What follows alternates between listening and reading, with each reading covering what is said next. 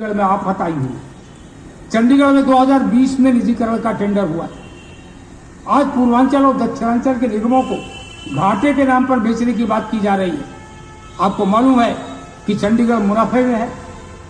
चंडीगढ़ का बिजली विभाग लगातार मुनाफा कमा रहा है। 200 करोड़ रुपए का हर वर्ष का उसका मुनाफा है चंडीगढ़ के बिजली विभाग।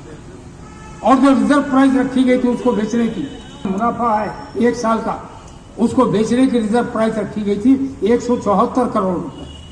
किस तरीके के लूट हो रही है निजीकरण के नाम। रिजर्व प्राइस किसको कहते हैं?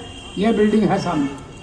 मान लीजिए इस बिल्डिंग की कीमत 50 करोड़ है और हमें इस बिल्डिंग को बेचना है, तो हम कहेंगे इस बिल्डिंग की रिजर्व प्राइस 5 लाख रुपए।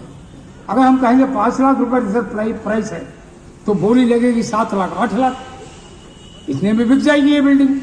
लेकिन बिल्डिंग तो जिसका सालाना मुनाफा 200 करोड़ का था, चंडीगढ़ के बिजली विभाग को 174 करोड़ की रिजर्व प्राइस पर उसका टेंडर कर दिया गया और 871 करोड़ रुपए में वो बिक गया। गोयनका की कंपनी ने उसको खरीद लिया। 31 दिसंबर की रात को, 31 दिसंबर और 1 जनवरी की रात को अभी गोयनका की कंपनी को उसको टेक ओवर करना। 25 दिसंबर को चंडीगढ़ में बिजली पंचायत थी, महापंचायत। मैं वहीं पर था।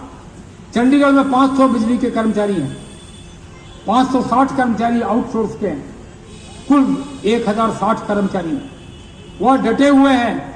एक एक कर्मचारी ने लिख कर दे दिया है कि हम निजी कंपनी की नौकरी नहीं करेंगे। एक एक कर्मचारी ने चंडीगढ़ में लिख कर दे दिया। और 31 दिसंबर की रात को प्राइवेट कंपनी टेक ओवर नहीं कर पाई।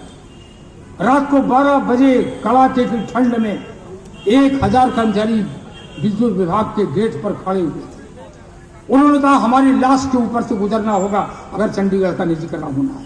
चंडीगढ़ का निजीकरण होना है तो बिजली कर्मचारियों की लाश पर से गुजरना होगा, यह वहां के कर्मचारियों ने कहा। प्राइवेट कंपनी वापस हो गई, पुलिस भी कुछ नहीं कर पाई।